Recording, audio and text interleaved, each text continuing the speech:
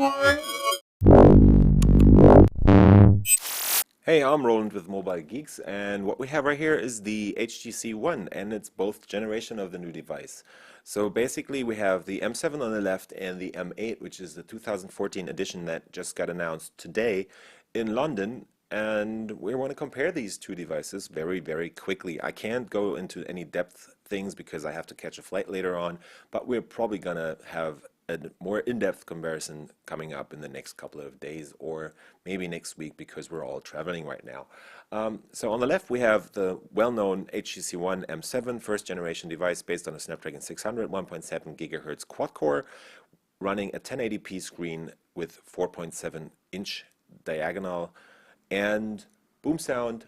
So you have the speakers on top and the bottom of the screen, capacitive touch buttons, and yeah, it's an awesome device. As we all know, it's got plenty of prices and it's been well awarded with what it definitely deserves, in my opinion. But right next to that is the second generation HTC One, and that is definitely an awesome device, and it's a well-made evolution of the first gen HTC One.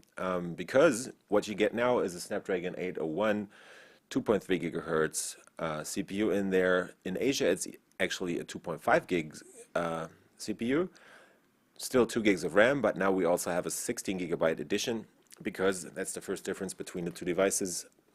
Apart from the size, we have a micro SD card slot right here, so you can actually extend the storage because many people have actually been criticizing HTC for leaving out the micro SD card slot on the first gen HTC One, so now they have put it in there. But let's quickly go around the hardware first. So what you get is definitely a lot bigger phone. So it has actually grown. I think that it's about 1 centimeter or zero point 0.3 inches longer than the first gen device, and it is also a tiny bit wider. So that's probably about like 1 or 2 millimeters in the width department. Also, the weight has been growing a bit because it's bigger, right? And it has a bigger battery. So it's 160 grams on the old HTC One, on the new HTC One, and the old model is actually coming in at 143 grams, I think. That reason for that is, again, the battery has also grown, so this only has a 2000, I think, 300 milliampere hour battery, while the new model has a 2600 milliampere hour battery. HTC is also putting in a couple of power saving features, but those are actually only going to be delivered after the launch. And if you look at the two devices side by side, you can really see that the new one has grown a lot, but that's also because of the bigger screen and, again, because of what HTC has done down here. So they have moved the capacitive touch buttons away from the device. They've put it on the screen, so you have the Android buttons on screen, but they still have this bar underneath the screen where you can actually only have the HTC logo, and that's basically it. What else have they done? They have improved the sound on the boom sound speakers. I can't compare that right now because there's no music on the devices, but let me promise you, you definitely get a more round and deeper sound on the new HTC One. Also, we have a 5 megapixel camera up here on the front, so that's pretty much a first for a major manufacturer doing a 5 megapixel camera on the front of a device. The old one still has a 2 megapixel camera, I think. That's a 2.1 megapixel sensor. Otherwise, the new one has gotten slightly thinner, I actually think. When I had them on the table, you could actually see that it was a bit thinner. Weight hasn't changed, but when you look at the sides of the two devices, you can actually see that the new one has a full metal back, so you don't have this plastic rim that goes around the old HTC M7 or the HTC One in this case. So the new one is actually covered, 90% of the back is actually covered in metal, so that makes it feel even more slick and definitely has been a great improvement. So HTC has really been investing in its manufacturing technology to actually be able to pull this off on the new HTC One. Another thing you'll notice on top is basically you have this long plastic bar, so that's probably where they're also hiding their wireless antennas now.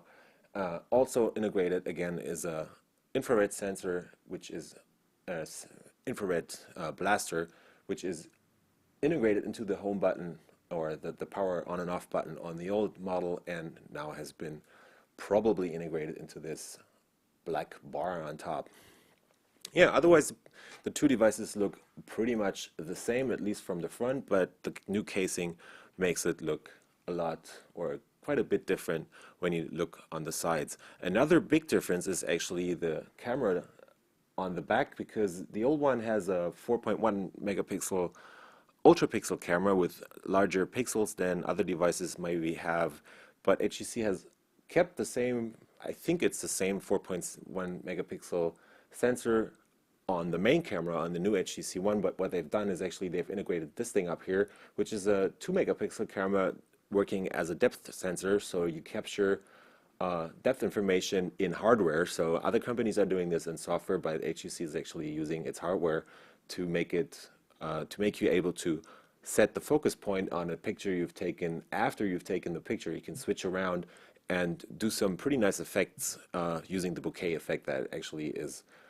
produced by this camera set of cameras on here. And also you have now two LED flashes which are of different colors, so you get more realistic skin tones when you take pictures of people.